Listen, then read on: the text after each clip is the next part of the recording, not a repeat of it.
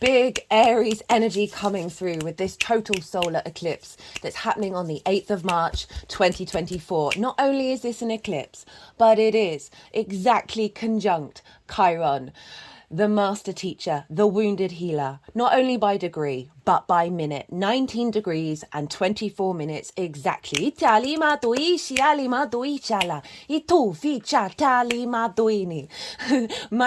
and welcome. My name's Chloe. I work with card divination, astrology, and as you just heard, I channel multi-dimensional energies through my body. It's both through the physical movements and the vocal light language that you just heard. I incorporate all of this to figure out what kind of energy is showing up for you. How do you integrate? How do you understand and get some perspective about what's going on, and then amplify the energy to your highest soul's frequency. Even if you're not consciously aware of what the channeling's all about, right? These are energies that are working with source and your higher self to bring in healing, attunement, and alignment with activations into your soul's frequency in this incarnation. So it's all here to help out and amplify. And this will all be happening throughout the readings. For those of you who know your time of birth, I really recommend you check out the sign that falls in the first house. This is called your rising sign, where your ascendant is. All the signs will be read as if they are the rising sign. However, this does not invalidate you looking at any other part of your chart, perhaps where your sun or your moon are, because they are always getting activated with every lunation, even more so with eclipses. So just look to wherever that sign falls in your natal chart. Look to the house that it's in, the themes of that house, and you want to apply all of that, those themes, as well as whatever's going on in that sign, to the messages that come through. It will be as if that sign has now moved to the first house. So the astrology of the rising sign will still link in. You've just got to add on a little bit of natal chart maths meaning on top of it. I'm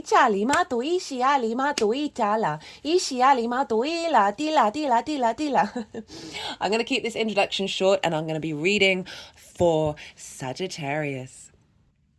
Sagittarius rising, how you doing? So I cut the deck 3 times and I got the 10 of Wands, the Knight of Wands, and the High Priestess. High Priestess has been showing up quite a lot for everyone, but what with that quick little message of like a recalibration around burden and how you embody that. Reconnecting to your intuition rather than feeling the weight of all the fear and all the worry of all the weight of all those wands, right? So we'll see if those cards want to come out again in the reading. Sometimes they do. Sometimes they're like, well, you said what we're about, so we don't need to come out again. Right. So hello and welcome, Sagittarius. How are you doing? So regardless, what was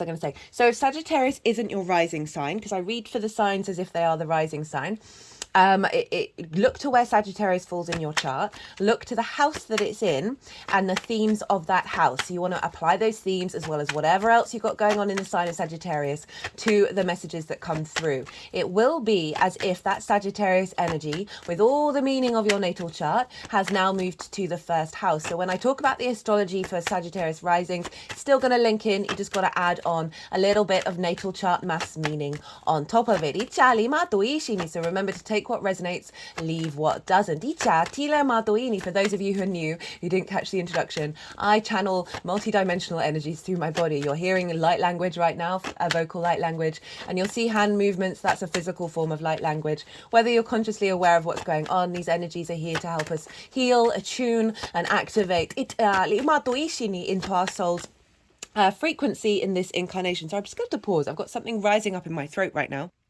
So I just had to pause to drink some water, and I had an energy release. There's been a lot of activations around the throat chakra over the last couple of transits. And so I've had like a little tickle in the back of my throat, but I haven't had for this transit, which feels like it's because we're doing a clearing here. Remember, Mercury's retrograde in the sign of Aries. I've done a series on that. Go check it out. Very much linked into this eclipse cycle. But it's interesting that it's coming up in this reading, so it makes me think that perhaps there's going to be a bigger release for the Sagittarius area of your chart. As I was saying, right, I channel multidimensional energies, and they are here to help us attune into our soul's frequency in this incarnation. Whether you're consciously aware of what's going on, this is in alignment with source and your higher self. So in this reading, I am going to be breaking down the astrology. I'm going to pull some tarot cards. They're going to go everywhere. And then at the end, the energies that I work with, they're going to move through me, they're going to move them around, and then they're going to do some energy work, and then they'll put them into the 3 piles, and that's when I'll bring in the tarot or with the astrology. So that is the format for this reading. So big eclipse energy. Now, regardless of whether Sagittarius is your rising sign or not, Aries energy is a fellow fire sign. There you are, Sag. Oh, they're quite active. I mean, to be fair, today is Mercury's day. It's Wednesday. So often I find that they've been very active for quite some time. But because we're working with the god of communication and messages. I just heard the phrase frequencies are upgrading.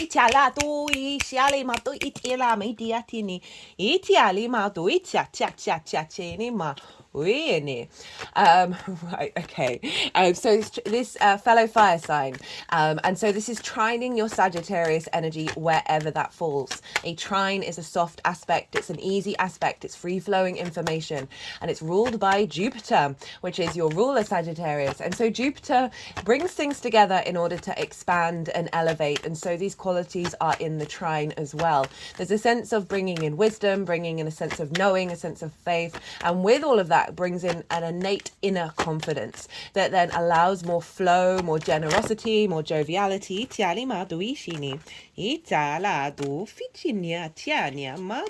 that Knight of Wands.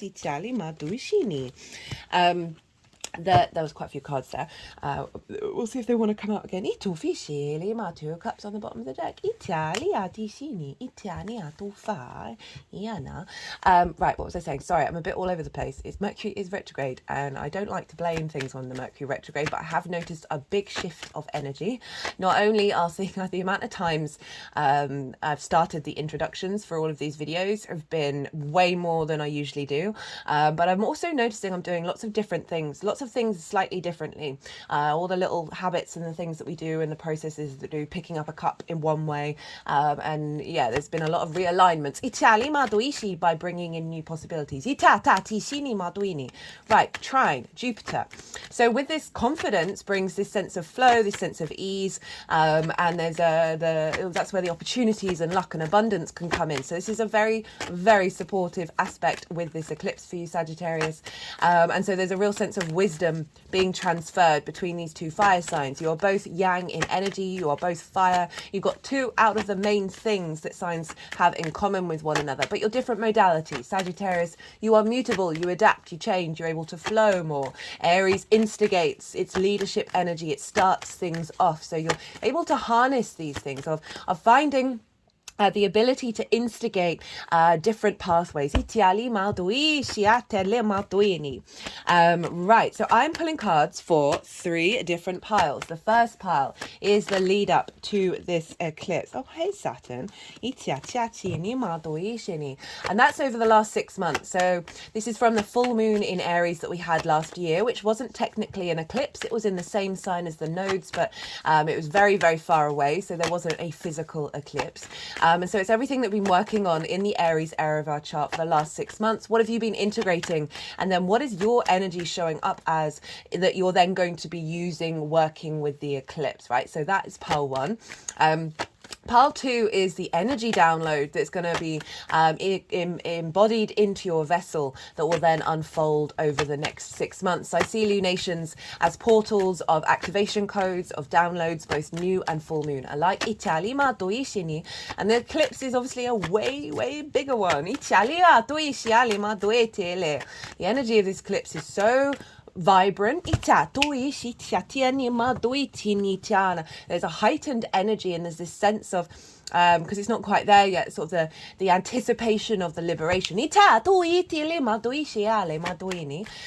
baseline for Pile 2 is the collective reading. That's always the first video that's gone out. It's live, it's already there. And that's where I get to break down the astrology in way more detail of how everything is talking to each other at the time of the eclipse. And this forms a harmonic blueprint that will then imprint into the eclipse for and how that unfolds. I also did a collective tarot reading. He wanted to use pretty much the whole deck, which was wild. That was a lot of fun. A lot of really powerful messages came through in that reading. Yeah, I was quite blown away by the energy. I also talk about what does an eclipse mean? And also what's an eclipse in Aries. This, as I said in right at the beginning of this video, it's exactly conjunct Chiron by degree and minute, 19 degrees and 24 minutes.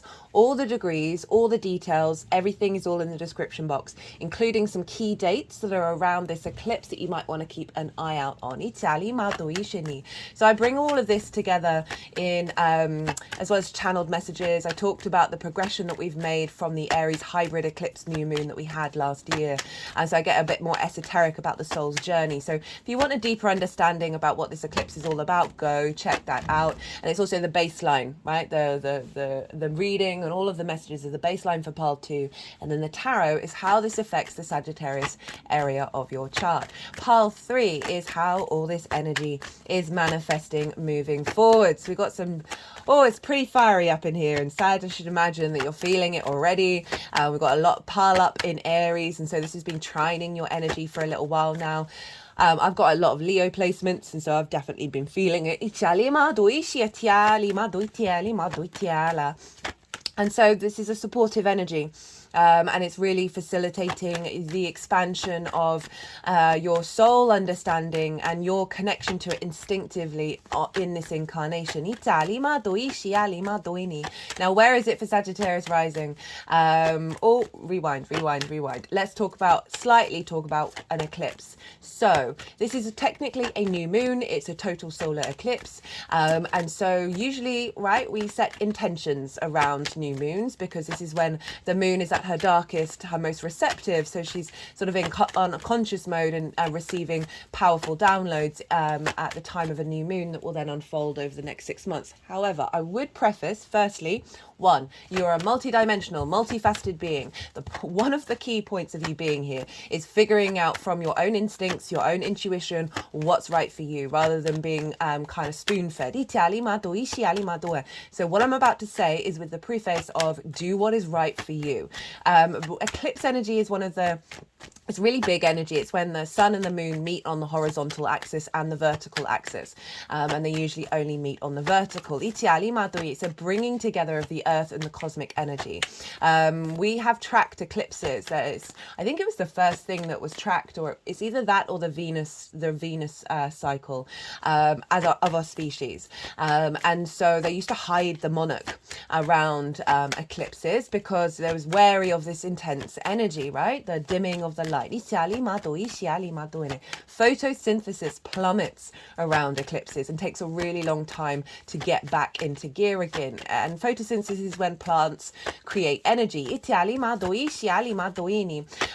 there's this element of rest, of pause, of maybe just sort of let the energy move through you. We're dealing with a longer term fated cycle, and often situations can show up that may be not very pleasing or not what you would have wished for.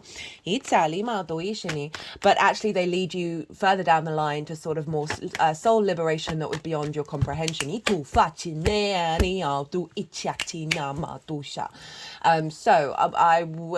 It's recommended to not necessarily mess around with eclipse energy. From my personal practice is I don't plan any intentions, I don't plan any rituals or manifestation, but if I'm called around the eclipse energy instinctively or intuitively to do a thing, I know then that I am co-creating with the eclipse energy that is bigger, it's about a longer term trajectory, it's very fated energy. I'm co-creating with it rather than trying to control it, because for me personally, just the head and tail of the dragon, this is energy. This is powerful dragon energy. So yeah, that's what I would recommend with an eclipse. Itala, take care of what you're eating, make sure that you're resting and just tending to your energy sphere. Itali matoi shali matiali madoini. So Sagittarius rising, where is this happening? This is happening in your house of joy, the fifth house of creation energy. Everything that I'm going to say stems from that, your crucible of creation that we all have within us. Itui shali matoini. It is your pleasure principle. This is not just linked into romance. This is in any area of your life. Fun, amusement, games, joy, children, both literal children, children that are your own, children you work with, your inner child, and things that are creative that you have burst into the world that feel like your children. It is also linked into romance and dating, like how do you, that sort of love language energy. It's a very, very powerful house. You've got a lot going on here. Italia. There's a focus, Sagittarius, around what this means to you, around what your deeper meaning, around your creation energy, around how you find joy, around how you find pleasure. This is being magnified. And activating a new cycle around the power of your autonomy and your independence in relationship to this. But it is not aligning with the conflict and separation from the other. Super powerful, and it's conjunct Chiron by degree, by minute. Chiron is an asteroid. It's a very powerful asteroid. It's often linked into sort of past life wounds or ancestral wounds that we are here in this lifetime to transmute. The master teacher, the wounded healer. It's being rebirthed by this eclipse. And so its energy is really magnified. And what I feel overall is we are moving from the wound to the wisdom, from the venom to the antidote. So Chiron's been in Aries for a while and bringing up wounds around all of these things, right? You've probably been doing some deep healing around your inner child, around what pleasure means to you, bringing in a higher level of joy and this sense of tapping into your pure creation energy from a very autonomous space. But there may have been a lot of difficulties and traumas bubbling up to the surface in order to get here. This is a new activation of a new cycle beyond the heaviness of the trauma responses and the limiting beliefs. Mercury's retrograde at the time of this eclipse went retrograde on the 1st of April even. Began with an A. The 1st of April, quite late in the day for April, or it would have been the 2nd for some of you as well. And so Mercury's retrograde in the sign of Aries. I've done a retrograde series with that, so go check that out. That's definitely linked into this eclipse and Chiron. Now Mercury is retrograde, which means there's an element of the non-linear here. Of Mercury being able to go back and forth to the past, to the future, to the now.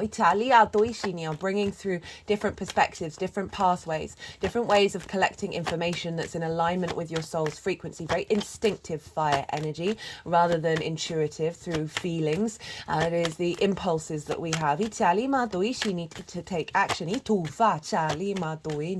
Aries rules the head, so there's a recalibration around programmings and perspectives that have been part of the delusions and the distortions that we are all here to work through and recalibrate back to the spark of spirit, that first fire sign, the spark of our soul within ourselves. Mercury retrogrades bring depth and nuance. They reflect, they're able to absorb and reconfigure and find new pathways. So Mercury really feels like it's facilitating our ability to access more information on an instinctive level to do with our soul's journey, especially around creativity, joy, and pleasure.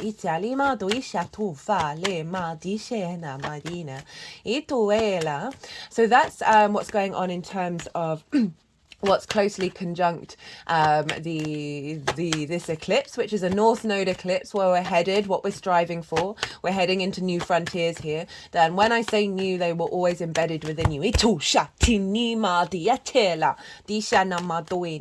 The only other major aspect that's going on here is with a square with Ceres, and Ceres for you is over in your second house of your values. Your resources, the things, the skills and tools that you have in order to manifest and make a regular income. It is what things that you value, and most importantly, how you value yourself. Ceres is linked into the grain mothers of the world, right? The earth mothers, the harvest, the bounty, the nourishment and the nurturing. She's nurturing and nourishing your resources, your sense of self, your sense of value. She's activating perhaps you may have been seeing more nourishment come in regards to regular income for some of you, or opportunities around that. Maybe a harvest has come in, maybe you've got a pay rise, but it's squaring this energy. Squares are an aspect of Mars. Mars can bring about conflict, drama and frustration, winning at all costs. But if these things do show up with this square between your creation energy and perhaps scarcity around abundance, around resources, if these things come up there in order to highlight this is something that is an illusion, as hard as that may be difficult to really comprehend, it is fundamentally an illusion. The universe is pure abundance. It has the capacity to magic things out of thin air. The other side of a square is manifestation. It's hardcore manifestation energy, building energy.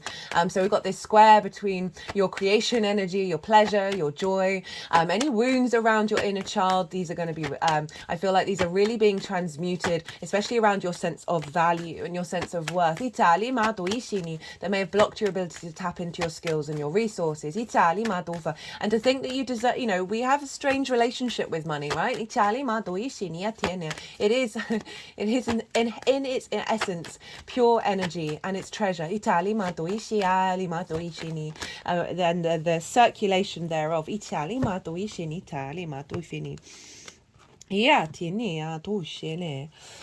And so Ceres is building a sense of nourishment, a sense of abundance here, a mindset around that is allowing you to really access your creation energy beyond a fear mindset of survival or scarcity.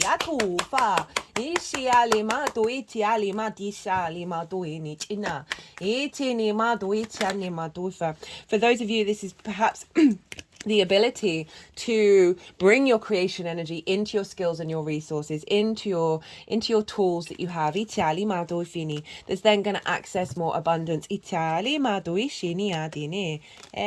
that 10 of wands. What was the other thing? It was the high priestess.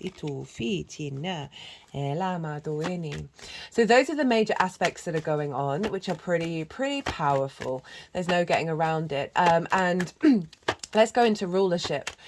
So rulership, Mars rules Aries. And so whatever's going on with the ruler of a sign is impacting what's going on in that sign. So Mars is influencing what's going on with this eclipse. And Mars is in Pisces, a fellow mutable sign, Sag. And this is in your fourth house of roots and foundations, ancestors, both blood and soul lineage, parental figures, the roof over your head, and the things that you do in private. Mars in Pisces is definitely more of the spiritual warrior, tapping into the synchronicities in our motivations and our drives and our movement. And the actions that we take are becoming more in alignment with source. We're seeing more synchronicities. We're seeing more a closer connection to the flow of bobbing along on the ocean and like being guided along by the cosmic waves.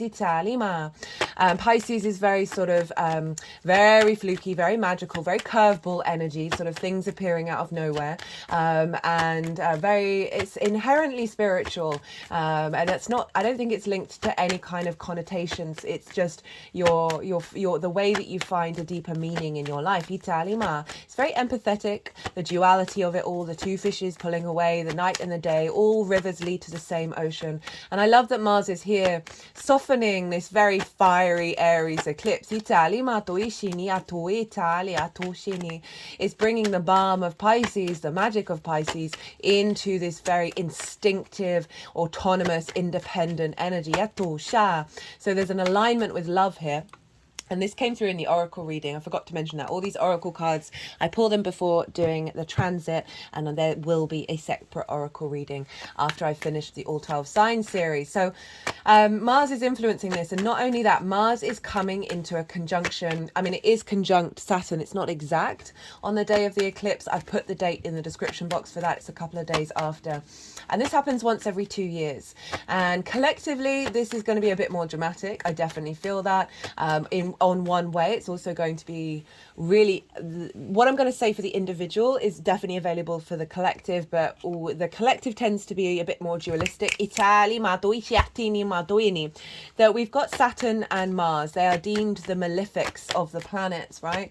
The god of war, the god of limitations and restrictions, right? So there's stuff that's going to be going on the oceans for sure. But on a personal level, on a personal level, there are many different frequencies for all the planets. This is why I always coach people, don't be scared of the astrology. They're all in cahoots with one another to liberate your soul. They've just got different ways of doing it. And different frequencies that reflect those different ways of doing it.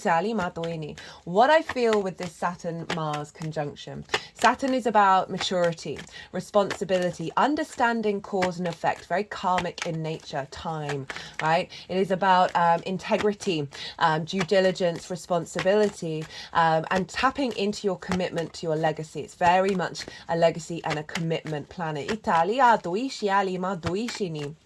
And so we've got this very mature energy of Saturn, but it's in the sign of Pisces, which is creating structure in the magic. And it's coming into conjunction with Mars. It's very intuitive, connecting to source through our actions, our motivations and drives linked into the collective, that not only are we facilitating the individual, but those individual actions are working for the collective. Very magical, very fluky, very synchronistic, right? And so Mars is getting its responsibility, its due diligence, its maturity of being in alignment instinctively through your actions and your motivations of knowing cause and effect. And I just feel like this is going to help limit repeating of cycles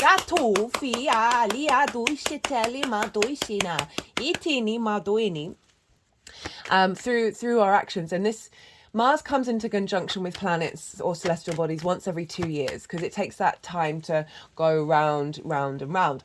And so this hadn't happened for the last 2 years. And so now Mars and Saturn are influencing one another, but it's in the sign of Pisces, in a very magical, very spiritual a house. So we've got a lot of support here.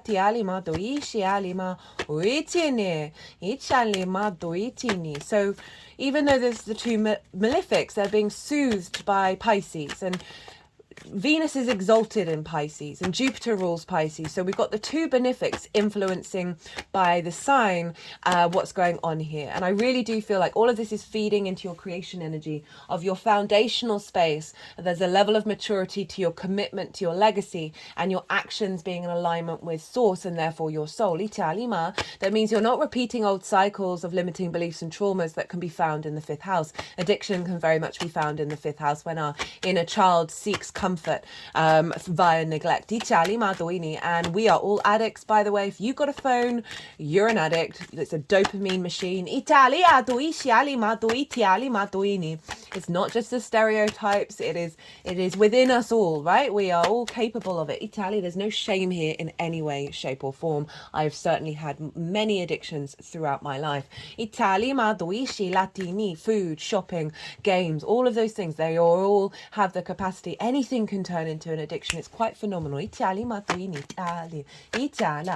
But I feel like there's a strength coming in here from your ancestors, from your lineage, that is supporting your motivations as you tap into your creative energy from your own individual spark.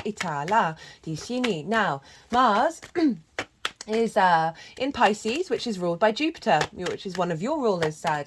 And Jupiter is over in Taurus. And so Jupiter's influencing Mars. So not only is Jupiter influencing by the sign, but also by rulership. And Jupiter's over in Taurus, which for you is the adult in the house room. This is the 6th house. This is how we embody our work, right? Our physical health, routines, co-workers, and pets. Jupiter is expanding and deepening your understanding of how you work, right? Bringing a sense of wisdom and expansion to your ability to get good routines involved, take care of your physical health, listening to your body and finding the wisdom within it. And this is influencing the 4th house and therefore influencing the 5th. And I like this combination because the 5th, as I said, can lead to overstimulation, seeking all the pleasures, addiction, all of that. But we've got Jupiter bringing the wisdom in from the adult in the room, right? Work, physical health and routines. We can really struggle to put these together, but Jupiter's giving you the grace in order to work with that. And so your creation energy is in alignment with how you embody your work and your physical health, the adult in the room. There's a level of maturity coming in here. It doesn't mean about not having fun. It doesn't mean about not finding joy, but making sure this isn't about sacrificing your fundamental needs and your soul's expansion. Again, those of you who may work from home, actually, I can see this being a really big activation around bringing a lot of wisdom, a lot of source energy, a lot of channeling. We're all channelers, we're all healers, we just do it in different ways. A lot of interactions with ancestors, that's all aligning with it on a level of joy and creativity and pleasure. So Jupiter in Taurus, who rules Taurus? Well, that's Venus. So where's Venus? Venus is in Aries. I love this. I love Venus in Aries. I've got a Venus fire sign. So I really appreciate the power of Venus in Aries.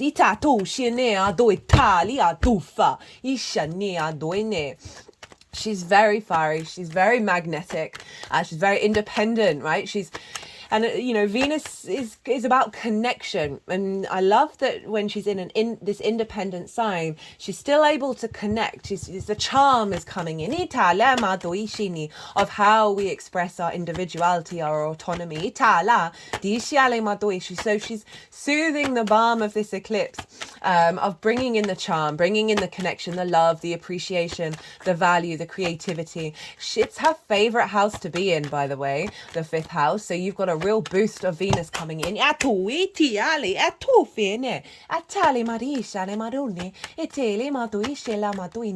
Very sort of loves to fight the causes of those that she loves. The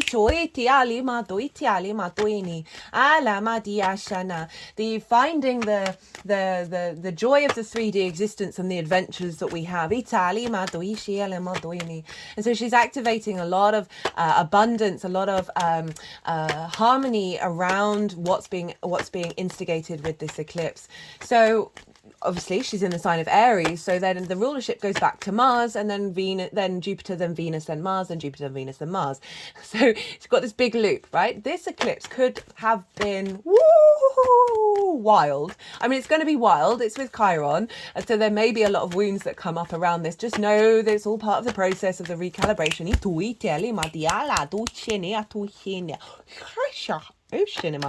Just had some energy releasing. But Mars is in Pisces, which is a sign of a benefic. the greater benefic, Jupiter. We're finding wisdom. Hello, Venus. With this process. And Jupiter is in Taurus, ruled by Venus, another benefic. So even though we've got the two malefics, Saturn and Mars, in conjunction, it's an Aries, combative, potentially fiery, independent eclipse with Chiron. But this is all being soothed by Jupiter and Venus. The grace and favour of Venus and Jupiter is coming through to activate the synchronistic source confidence of Mars. So it's a really, really, I'm loving this eclipse. I'm really loving tapping into the energy. It feels very vibrant and freeing, and it feels like there's a lot of space that's being cleared. I've been talking about that quite a lot for the last couple of transits, that this is this cycle where we are really allowing a greater sense of liberation and freedom come in, because not only that, Jupiter is conjunct Uranus. It's going to be exact on the 20th. Again, that date's in the description box. I'm going to be doing a transit series with that. I cut the deck and get the Emperor. That's hilarious. What was I saying? Oh yeah, Jupiter and Uranus are coming into conjunction. They are in close alignment at the time of this eclipse. That happens once every 14 years. That's going to be wild. But we've got this sense of liberation with Uranus, with the support and wisdom of Jupiter. And they are trine Ceres. So bringing this abundance in of your values, of the skills that you have in order to work and manifest, and strong foundations, and really all aligning back into your creativity and joy. 10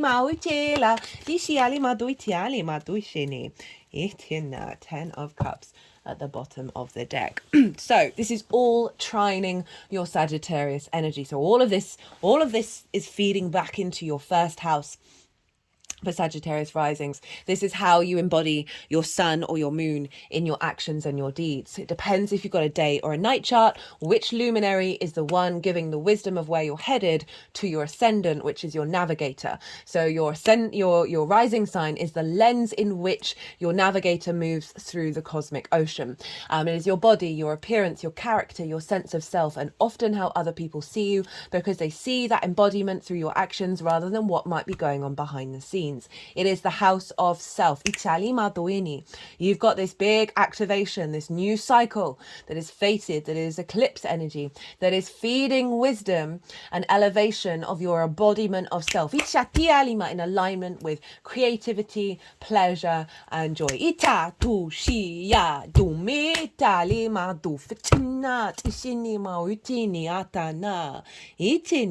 Love this. Okay, so they put the deck down. I've said everything that I wanted to say, except check out where your sun and your moon are in your natal chart. Look to the themes of the houses that they're in and see what comes up. So those themes are likely to play a part in this eclipse cycle. So they might be linked into the kind of situations, the new beginnings that might be happening. Sometimes with new beginnings, we have endings. There's an element of things being revealed around eclipses. I was reminded when I was saying that of the tickle that I had in my throat, because it came back just a little bit. Of these realignments of pathways of you being able to speak about your pleasure, about your joy, about your creativity in a way that is liberating rather than causing an element of conflict. Whether that's internally or externally. Your needs being met. Oh, they really like that one. The moon is covering the sun. The moon is our intuition. Even though she's at her darkest, she's her most receptive. So our intuition is really getting boosted collectively. I cut the deck and got the High Priestess. I don't think she's come out here, but she was there. She's come out for pretty much everybody. So there's this real sense of realigning to the intuition of our soul that then draws towards you situations that facilitate your own abundance. Right, I'm going to go consciously quiet. I'm going to soften my mind. The energies that I work with, they are going to move the cards around. They are then going to do some energy work and then put the cards into the 3 piles. That's when I'll bring the tarot into the astrology. I call you to soften your mind as well. You just had loads of information. thrown at you. Just let that settle. Don't try and overthink it, and see what intuitive hits come up for you while we do this little bit of channeling.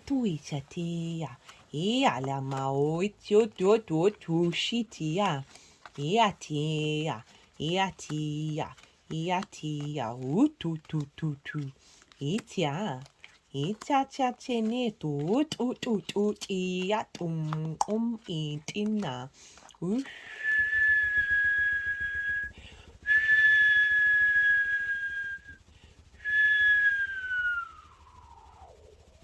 Chinya. Ia chana. Ichan chan chan chan chan chan chan. Ichan chan chan chan chan chan. Uichu.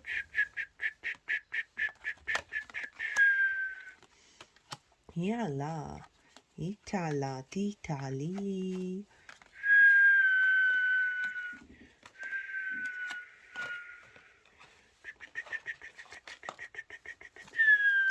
Itu tu tia liama. Itia lima du ti tin tin tin tin tin na. Ishu tu fia lina. Uitenia li poto tinia tiania ma itieni ma witu tu tu. Itale ma itinia. Okay, so I've been trying to incorporate very quickly when they do this what kind of narrative is coming through. A lot of clearing out of conflict, of limiting beliefs, right? Of frustrations, of feeling like there isn't momentum. Gone on a bit of a journey, alchemizing of the self, right? We're then activating a new cycle of you feeling that you are held by something bigger than yourself. That gives you a sense of faith, a sense of comfort, activating a new cycle where you are more confident, you are more empowered, that is coming from a place of love, that is tapped into your vitality, your joy, your freedom. An overall resurrection and ascension of this energy that is about unity, it's about love, it's about respect, honor, and dignity. We've got the King of Pentacles activating abundance, through the actions that you take or the actions that are being drawn towards you. We've got empowerment. This also can mean relationship dynamic that is based on equality, right? That Two of Pentacles, or a new relationship with fertility and abundance and independence within yourself. Itala, feeling good, collaboration that is moving you through a place of victory, of truly knowing yourself, and therefore being able with confidence to act upon your creation energy, to act upon your pleasure and your joy, and embody it to a point where this is being recognized. You're feeling celebrated, you're feeling received. With that Ten of Cups and the Page of Cups, of a new way of communicating, and the messages coming through of synchronistic, of love, of magic. Italia tu facina. Itinia tu itia tu fitini tinia ma itialia. Oya tina ma yutu shia. Itu tu ia. Italia dina duchu shie. Dia lima Iata ni amadu oitiele. Itia tia tiene. Itia ni amau. Itia tinia ritia. Iama utu dinama. Italia tianema.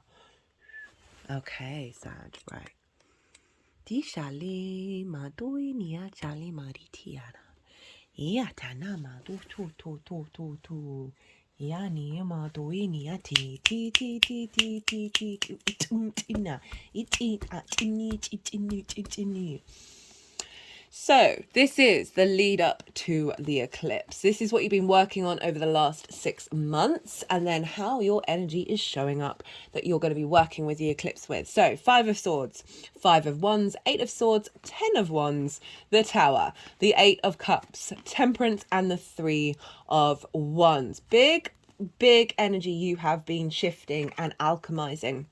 So 5 of Swords, conflict, right? This is winning at all costs. This is the bully and the victim mentality. We can be both of those things. So often the bully was the victim. But overall sort of conflict, barbed words, ideas, limitations, frustrations, feeling like everything's a battle. Now this can be with romance. This can be the framework that your inner child is existing in. Your relationship with your creative energy, with your pleasure, with your joy, that is leading to discord. 5 of Wands.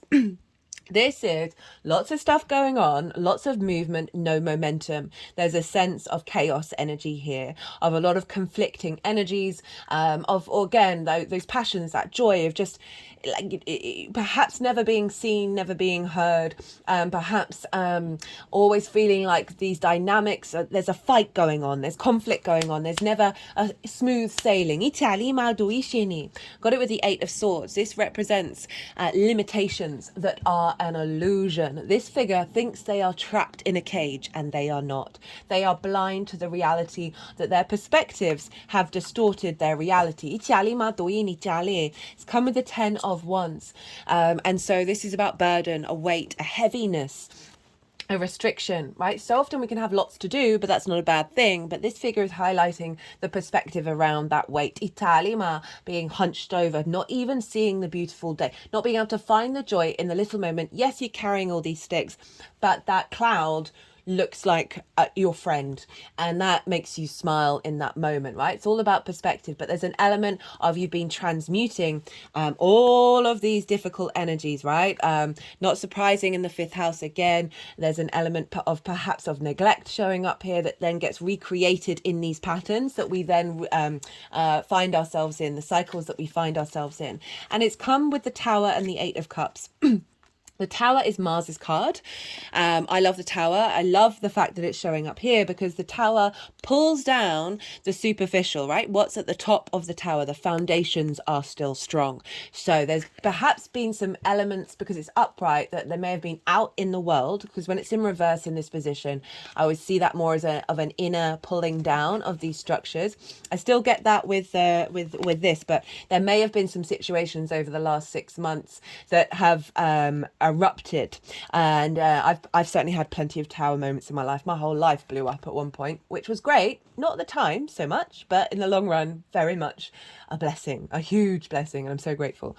But essentially there's been situations that may have brought these things to the surface of, then there's been maybe a bit of drama, and I say that in its essence of things that are dramatic, rather than there's just drama here, right? It's not in any judgment or negativity, just that there's been some dramatic things that may have happened that have led you to realize, the way that you may be thinking or perceiving is no longer serving you. This has been showing up for every reading. This is the only card with an eclipse in it. It's Saturn in Pisces.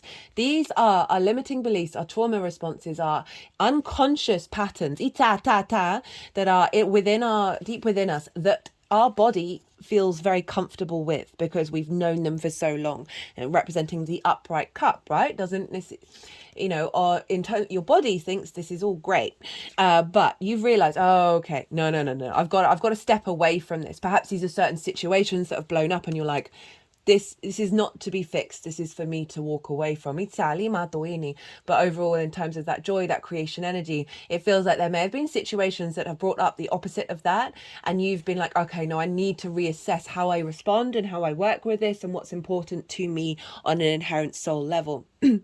Go and climb that mountain and get a higher perspective. And it's come with Temperance. This is your card, Sagittarius. This is about the alchemy of the self. There's about refinement of every part of ourself and bringing it into union. You see here, this water is going upright into the cup. This represents doing things differently, that are out of the realms of the mundane and into the realms of the angelic. It is about magic, right? The things that go beyond the known concept concepts, the rational. So you have had the strength of your own self to alchemize all of this, to use all of this to shift and change back into your soul's nature, and basically clearing the path for what's coming through. Now, let's come with the Three of Wands. This is the sun in Aries, right? This is the mini emperor. This figure is standing on top of a cliff representing the higher ground. It is protected, it's got armor, and is very confident in its understanding that it is embarking on a new journey. It's very powerful energy, the Three of Wands. It's following the Two of Wands of getting the lay of the land. You've been doing that. You've been getting the lay of the new land. You've been re-alchemizing it. And now there's this energy of strong confidence of you embarking on this new journey. There isn't fear here, right? This individual knows that they have done what they've needed to do and they couldn't have done any more. And so that means that whatever happens, happens. It is not for something for you to self-flagellate over. There's a confidence here of whatever will be, and enjoying the experience. So for the energy download of this eclipse, what have we got? Well, we've got a fair amount. We've got the sun. Hello. Four of Swords, the Ace of Cups, a Judgment, King of Pentacles, Two of Cups, Three of Pentacles, King of Wands, the World. Very powerful reading for the fifth house. Vitality, joy, animation, vision, purpose. All those sunflowers, they know where to get the light, right? Your ability to be drawn towards the light and that which brings you joy. See this child? I love this when this shows up for the fifth house. You can see this as your inner child. And the joy it is now feeling, the freedom, the liberation, and also the sense of safety and security being on this horse, of like this horse is intuitively taking you where you need to go. There is more vitality in your creative energy coming in. There's more your ability to see things clearly,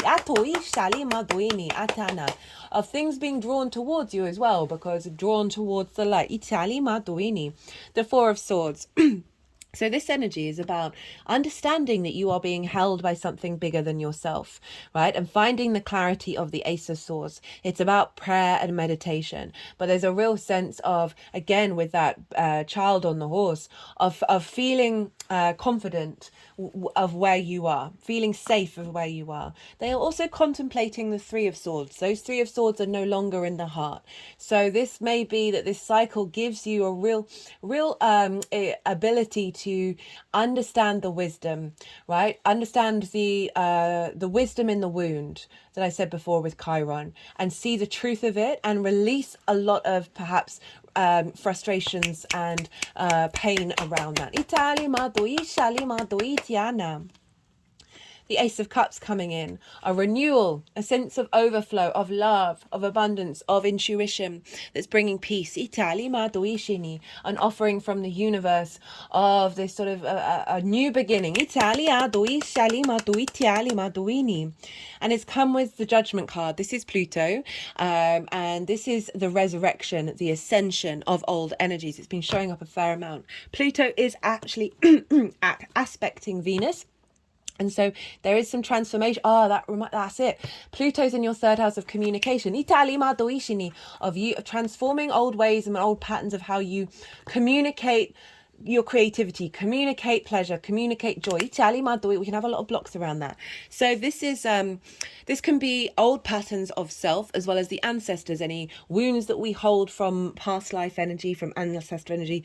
They are being ascended, they're being raised up. They are the color gray, representing wisdom of the angelic frequency. So we've got two angels showing up. We've got Temperance and the Judgment, and they've got the mountains in the background which represent a higher perspective. So this is bringing in alignment, ascension around those wounds, around those past energies, and now you're finding the wisdom. Now that is being magnified. With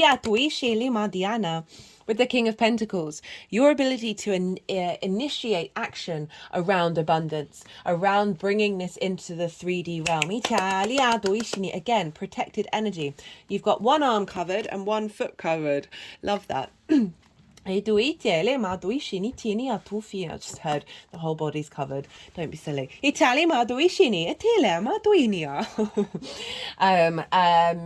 But the words want to come out, but you don't need it. But it's there. Yeah, the fire within you is very strong. To transmute that energy around you that you may think you need protection. That is your protection. So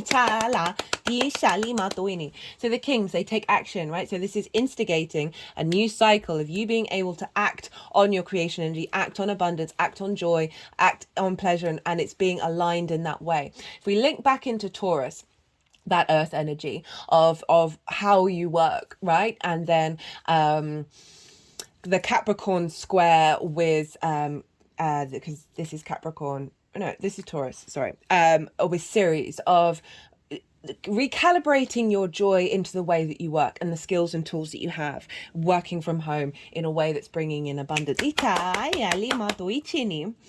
Two of Cups, Three of Pentacles. So the Two of Cups is about respect, honor, and dignity. They are eye to eye, the masculine, feminine spirit in alignment with the Kundalini energy, the Kundalini power of our souls activated. It is also the Caduceus, which is linked into healing. That through union, this can be linked into the romantic side of it. That it's bringing in a higher level of romance and love into your life. That is linked into respect, honor, and dignity, and also deep healing. Itiali for both of your souls and the activations of your combined Kundalini. On a personal level, this is the integration of self. We have all these energies within us that is bringing you to a space of creation. And we've got the collaboration card. The mastery card, right? This figure here is a master at what they do. They have not listened to what other people have said of saying, oh, you should stop that, you should not do that. This figure is like, I don't care what you think, I'm going to go and do it. And they're not bothered by people's opinions unless they feel that they are valid. But the point is this energy is focused on the thing that they love and they've mastered it. And now they're drawing towards them other energies that have different things that serve creating something beautiful and long lasting. So there's an element of inner mastery and an element of collaboration. So with this, there's a sense of this is bringing in a cultivation of your mastery of your creation energy, which may bring in other energies for you to build something and to collaborate. It could also mean other parts of yourself, so like your creation energy, your pleasure, and your joy, all hanging out together to like really build a beautiful temple in your fifth house that is going to last a long time. Also could tie into work as well. The way that you work through creativity, the skills and tools that you have of really being in alignment with your pure creation force. Got it with the King of Wands and the World. The King of Wands, we've got two kings showing up of a real sense of sovereignty and confidence coming in, right? Of being able to know your own authority. From a really healthy place. The King of Wands, very passionate, very creative, very transformative, right? There's an element of that fire that we're elevating to the King of Wands in terms of how you are capable, that maturity with that Saturn Mars energy of working with your creation energy. That's giving you a lot of energy. We got it with the World. Know thyself and the world will open up to you. This is Saturn, right? This is a sense of you are connecting to your inherent creativity, and the more that you're in alignment with that, the more you're releasing some trauma around inner child stuff, around addiction, around romance, around pleasure, around all of those things that I talked about. And again, clearing that space for you to truly know the root of yourself. And when we do, we are then moves with more confidence, and we've created space for the world and the universe to come in and co-create with us. But overall, there's a real sense of maturity, a sense of you now know who you are and what you're doing. Okay, so how this energy is manifesting moving forwards. We've got the Chariot, the Knight of Wands, the Nine of Cups, the Emperor, the Empress, and the Six of Wands even. The Chariot, you moving through life with confidence, with a sense of victory within yourself. The Chariot card is all about all of your previous experiences and changing the perspective and seeing them all as resources, as skills and tools that are all part of your tool belt as you now then move forward. There's a sense of balance with the yin and the yang. And if you see here, there are no reins. There's a letting go of the fear, of the control, of all of this, of all of that, and allowing yourself to move instinctively through the world and feeling good about it and feeling very nourished.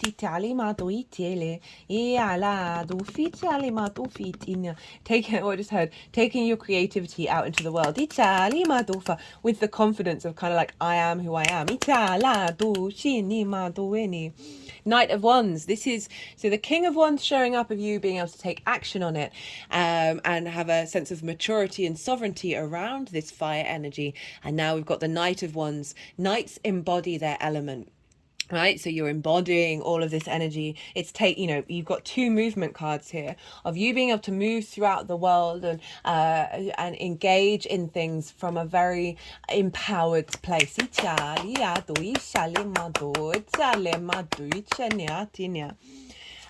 Nine of Cups. This is feeling good about yourself. This is feeling good about all of that fifth house energy. The Nine of Cups is very confident within itself. It's very, this is the inner gratitude, the inner abundance, this sense of ease, of feel like the joy, right? That sort of, that pleasure of existing. With the Emperor and the Empress. Okay, I'm going to do a quick reading for people who are in relationships. So this can be about moving home, and this could be moving home with a loved one that's bringing joy, that's bringing an activation of an alignment of the two energies, where you are both recognizing each other and you're both activating a sense of victory in terms of how you nourish one another.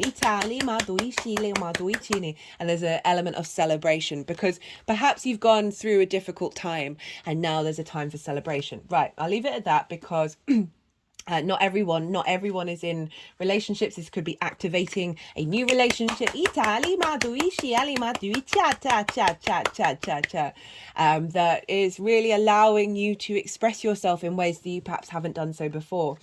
So the Emperor and the Empress, Aries and Venus showing up here. There's a real sense of union on a personal level. If we take out the other, right? If we take out anybody else on a personal level, this is real innate sovereignty and divinity. The confidence and wisdom to be able to express these things and take action on it. The fertility and the abundance and feeling good in the 3D world of the Empress. That these are really being embedded into your experience. They're just putting it over the heart area.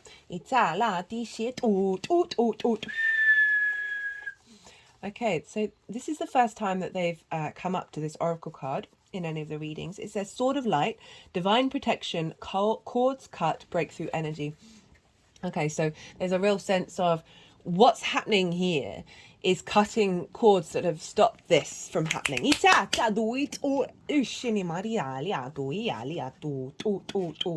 just putting it over the Flower of Life card on the back. The back of is the adventure. And the Six of Wands. So this is about all the effort that you've put in, all the things that you've been doing over the last 6 months from this point is leading to a place of victory and celebration, a sense of recognition. Again, this can be a recognition and a validation and a celebration of your pleasure, of your joy, of your creation energy. Page of Cups and 10 of Cups. 5 of Cups underneath that. I like that that's being cleared out. Which means you've got 3 of the 5s.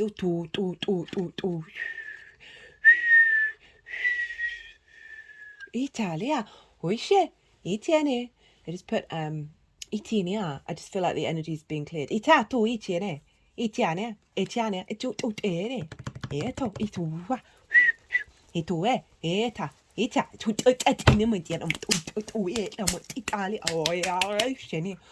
Whoo, shina ma utiali ma duitele from the head to the ground. Ditele ma duital itini ma ti off tu shini. Hila mani ani ma duila ma dila ma duili. Etale ma du tu tu. Ita. Yeah, tu fiane. Right. Okay, that was pretty powerful. That felt really powerful. 10 of Cups, the happily ever after, right? So for some of you, this is about taking relationships to the next commitment level. But remember, we've got that 9 of Cups there, and this is the next step on. This is that 9 of Cups embodiment internally, and now it's external, right? The sort of your outside world feeling in flow, feeling in alignment, bringing you emotional comfort and joy. And we've got all these cups here in a rainbow, and it's the only rainbow in tarot. And for me, that's the chakra body, right? Of being in alignment and seeing that reflected, the alignment reflected in your outside world. With the Page of Cups, again, being more in flow with Source, being able to communicate with Source and co-create, opportunities of love coming in, either elevating or bringing in new opportunities, messages of love, perhaps communicating from a more loving space to yourself, to those around you, and others doing the same. I got manifestation at the bottom of the deck. I will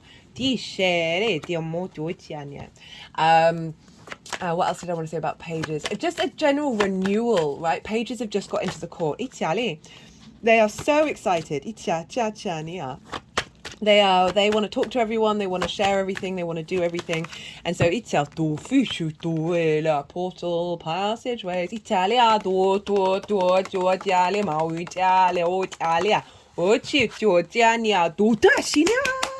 Tishina, Itila,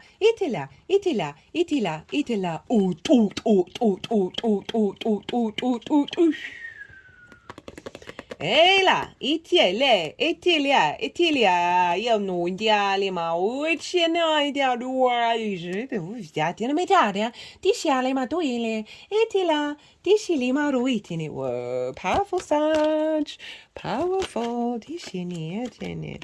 Got the world again, renewal, rebirth, reincarnation, celebration. They're focusing on the rebirth. Italia, ushini, and the celebration. China, no Italia. Woo! Inshallah. Inshallah. Judgment again. Itya. Source, love and light. The sun at the bottom of the deck. So we've got a fair amount of repeating cards. I'm not surprised given the energy that is coming through in your reading, Sag. Results, decisions, outlook, finality. Tiala, change of outlook that is leading to different results from old patterns. Itu, Shia, Niyama. Source, love and light, a reconnection to that deeply within you, away from that fear, that conflict, that isolation. Ita, sun, freedom, nature, free-spirited innocence, back to your true nature. Italia. Dushitine maritine. What was I talking about? I swear I was talking about something. Oh, it's gone. Yeah, it really seems like you're going to be able to sort of harness this energy within yourself. And whether that's in relationship dynamics, upgrading current ones, bringing in new ones, your ability to bring joy and creativity in the way that you work and the skills that you have, your sense of value, there's all activating a stronger foundational space for you, a stronger connection to your ancestors and your soul lineage. That is providing a lot of strength within you and love, right? And this moving away from fear and moving into abundance, right? And this the ability to perceive and believe. The creativity card. To perceive and believe in it.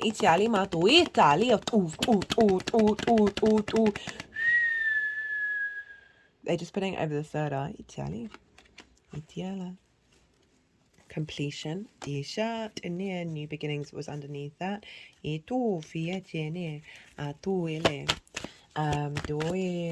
Final card.